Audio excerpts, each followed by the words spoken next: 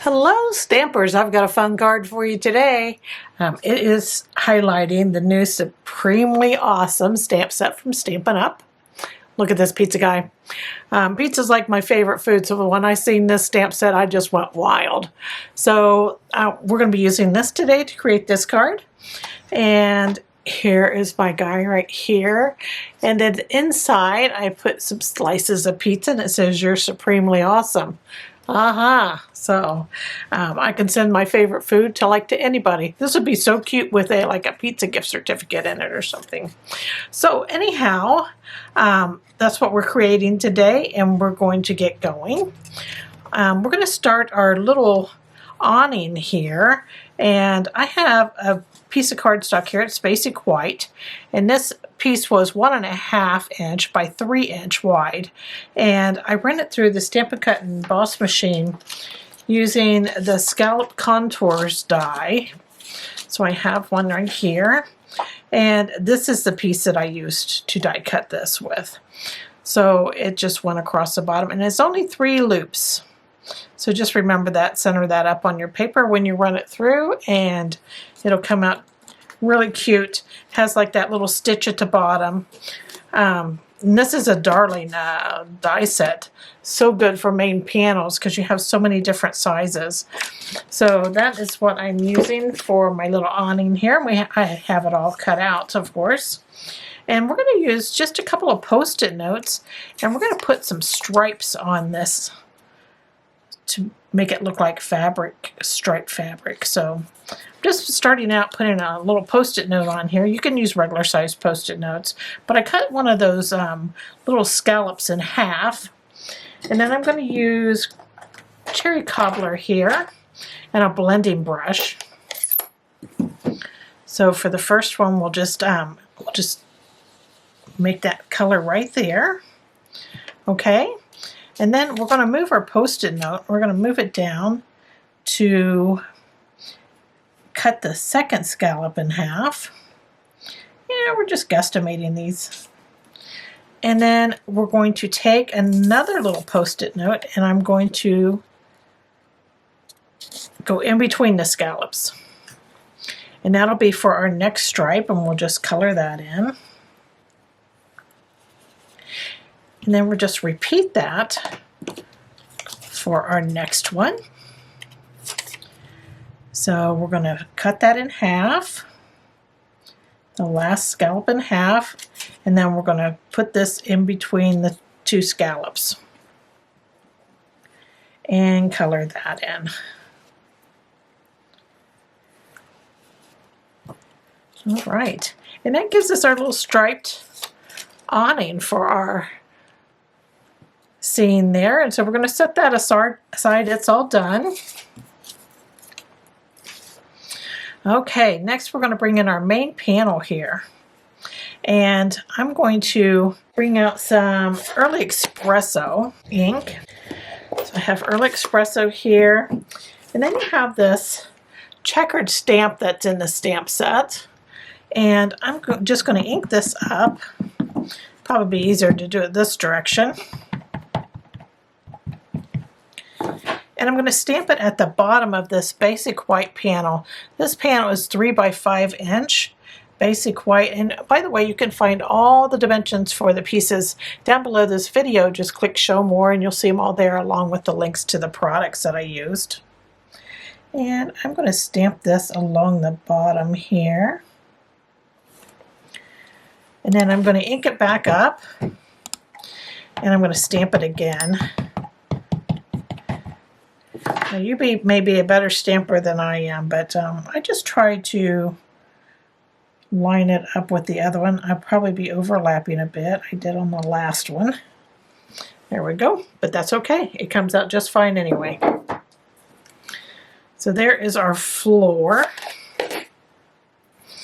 And again, that was with Early Espresso. So I'm going to bring out this cherry cobbler again and my blending brush. And I'm going to blend cherry cobbler all over this.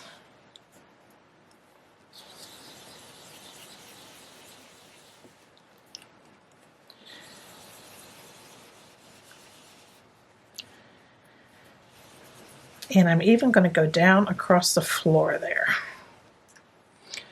Okay. So you see that there. I'm going to get a little darker here in the center. Alrighty. So there we got our cherry cobbler on. Now I want to darken some areas to make it look like there's shadow going on the sides of the wall. So I'm going to bring in that early espresso and a blending brush. And then I'm going to use a large post-it note here. You can get away with a regular post-it note. This is just what I have on hand. And I'm going to put this post-it note right at the top of that checkers. If I can line it up here. There we go. And I'm going to take some early espresso and I'm going to go around the outside edges here. And this will make the inside like glow because it's a lighter color.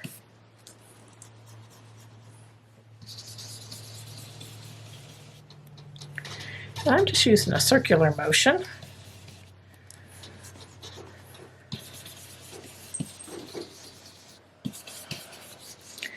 There we go. And then I'm going to add a little bit of Memento Tuxedo Black. So I'm going to use a blending brush I use for my black here. And I'm just going to add some of this really dark along the bottom here. All right, so we have that. And then I'm going to take this post-it note. I took it off and I turned it around. And I'm going to put it right there at the top of that floor. And I'm just going to add some darkness down here at the bottom then, right at that post-it note edge, just to get a shadow there on the floor also. So there is our background. Isn't that cute? And so that was pretty easy to put together. So again, we're going to set that aside. And then I'm just going to bring in just a scrap of basic white here. And I'm going to use Memento Tuxedo Black, and I'm going to stamp my little chef here. So I have my Memento. I got my chef image, and he's so cute. So I'm just inking him up real well here. I'm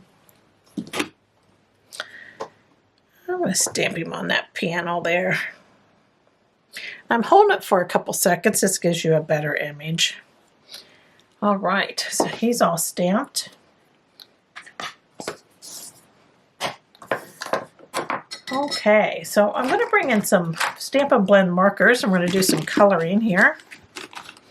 And I'm going to start out with this dark basic black Stampin' Blend. And I'm going to use the fine point end. And for his hair, I just want it super dark in his mustache. So it looked a little light, so I'm just coloring that over real quick there. So there is that. I'm going to take a dark cherry cobbler one, and I'm going to use the fine point for this too. And I'm going to add this along that stripe on the front of his little jacket. All right, and then I'm going to use this light crumb cake, and I'm going to color in his hands and his face. I probably should, it's okay to go outside the image because we're going to be cutting this out. And let's get his other hand here. All right, and then I'm going to switch over, I think, to the brush end, and I'm going to put it along these stripes here on his hat. I'm going to add a row of this under his head, along the inside of his arm, and on the inseam of his pants. And then on the bottom of this arm here, and underneath that tie of his apron. So that's where the highlights are. And then I'm going to take a dark crumb cake marker here, and I'm going to color in the edge of this pizza. I think I'll use the narrow one for this. So this is the dark crumb cake. And then I'm going to add a line along the top of the bottom of his hat where it meets his head. There's a line of it there. I'm going to add a fine line of it underneath his chin. And I'm going to color in the little tie thing for his little apron. Okay, so we're moving right along here. And I'm going to color in with light wild wheat. I'm going to use the fine point here, and I'm going to go in between all of these pepperonis. This will be like our cheese layer. Yellow just looked too bright to me, so this wild wheat just seemed to be perfect for the cheese color I wanted. There we go. And then I'm going to add cherry cobbler for my pepperonis. And that works right into his little stripe on his jacket too. I like repeating colors. It doesn't get too busy, your color scheme, if you use the same colors over and over again. Okay, so there's the pepperonis. Now I have one more thing. I'm going to take the fine end of this dark basic black and the panties holding. I'm going to color that in. Okay, so there is the coloring on our guy. Isn't he cute? Not much to it. So I'm just going to cut it out now. I'm just going to use some paper snips. And I'm going to cut this guy out. He's pretty easy to cut out. And I'm going to cut him out and I will be right back.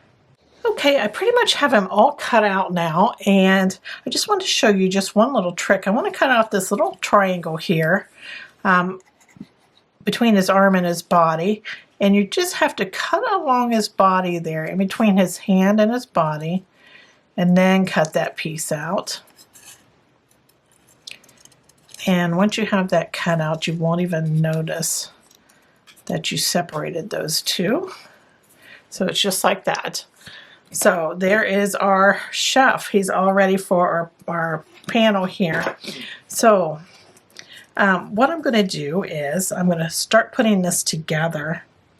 And I have an early Espresso card base here, and this is for a quarter card, so it's 5.5 by 8.5, and I folded it in half to create my quarter card. I'm just using a bone folder here and get my crease going really nice. And then I'm going to take my main panel here, and I'm going to just use some multi-purpose glue. You use whatever you want. Actually, I'm going to pop this up. So I'm going to take my main panel here and I'm going to pop this up using Stampin' Dimensionals. Okay, I have my Stampin' Dimensionals on and I have the backs taken off. And so I'm just going to put this in the middle here of this card and I'm going to center it up at the bottom.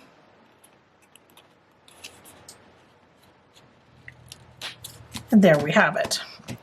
So it doesn't go all the way to the top, you'll notice that. So we're going to put our little awning up here. And we're going to use dimensionals for this too. And when we put it on, this is going to go all the way to the top of the card. Right? And there's a level there already for the Stampin' Dimensionals. So what I'm going to do is I'm going to double up on those Stampin' Dimensionals. So at the bottom here, next to the scallop, I'm just putting 3. I'm going to put 3 more up here. I'm going to take these backings off.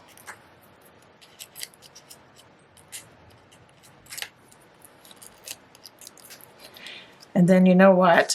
We need an additional level at the top. So I'm going to double these up. put dimensional on top of dimensional.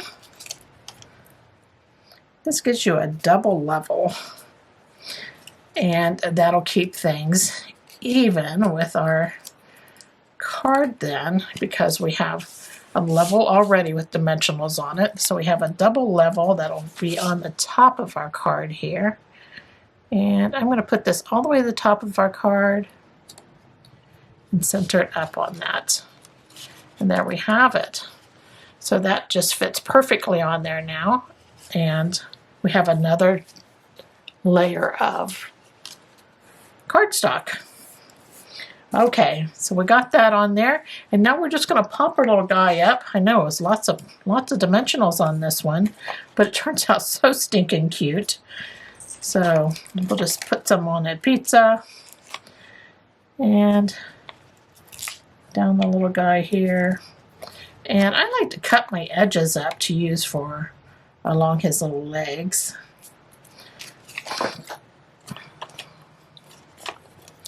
These little edges here are just so useful.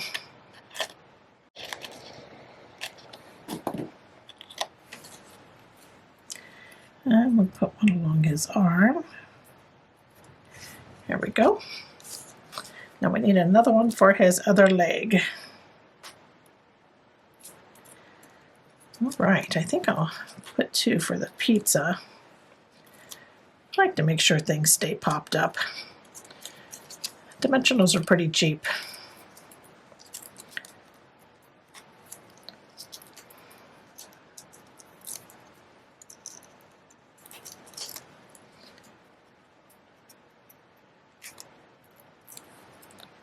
Okay, so we have our guy, have our dimensionals all on.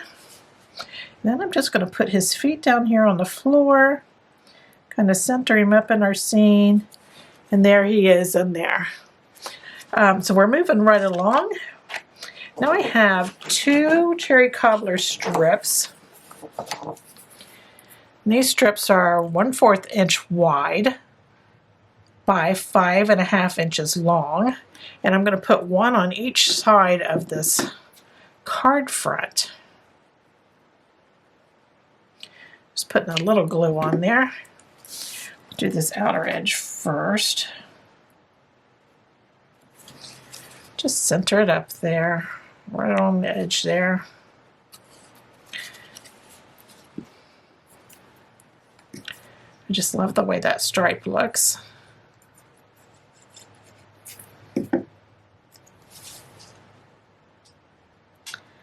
One on this left side. How cute is that? Okay, and then for the inside of the card, I have a cherry cobbler panel that's 4 by 5 1/4. Then I have a basic white panel, and this is the one we'll stamp our sentiment on. And this is 3 3/4 by 5. And I'm going to use Memento Tuxedo Black for the sentiment. This is a long sentiment. Okay, so I'm just going to stamp this in the center of the card. You're supremely awesome. Who doesn't want to hear that, right? And then I've got one of the slices of pizza. There's two different ones. This is the larger of the two. And I like to stamp this, and I stamp it along the bottom here and do like a pie shape. So I'm just going to stamp them next to each other to create my little pizza pie. And then I will put one at the top. Now you don't have to put all these in there. One would probably suffice just to give it a little color on the inside.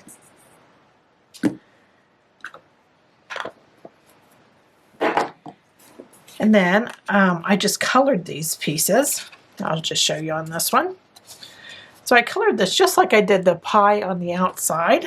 I have the dark crumb cake for the crust, the light wild wheat for the cheese. I also used that dark crumb cake for the mushroom. And then I used a light mossy meadow for the leaf. and then the cherry cobbler for tomato. So I colored those in, and this is what the inside looks like. And you have the outside, and there you have it. I hope you enjoyed this project and that you give it a go. Thanks for joining me. Toodles!